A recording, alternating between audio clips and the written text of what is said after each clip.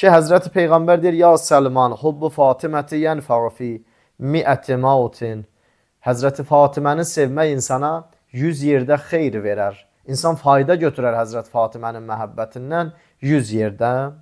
Əysəru tilkəl məvatin. İndi baxın, Həzrət buyurur ki, onların ən asanı bu yerlərdir.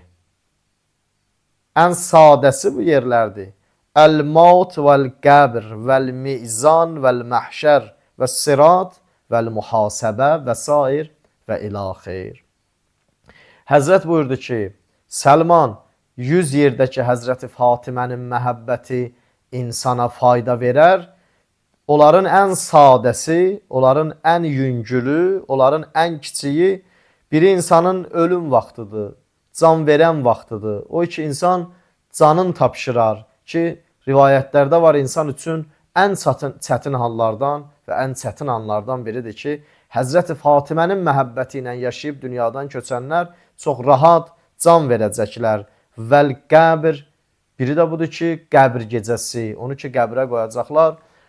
Qəbr halətində, qəbrin daxilində Həzrəti Fatimənin məhəbbəti ilə dünyada yaşayanlar zərər görməyəcəklər. Vəl-mizan, o ki, tərəzi vaxtıdır. Onun artıq nə olar? Əməllərin gətirib tərəziyə qoyarlar. Vəl-məhşər, artıq o qiyamət baş verəcək. Və sirat, körpüdən keçəcək o tərəfə ki, insan behişdə addımlayar. Vəl-muhasəbə və o iki insan hesab verəcəyi gündür.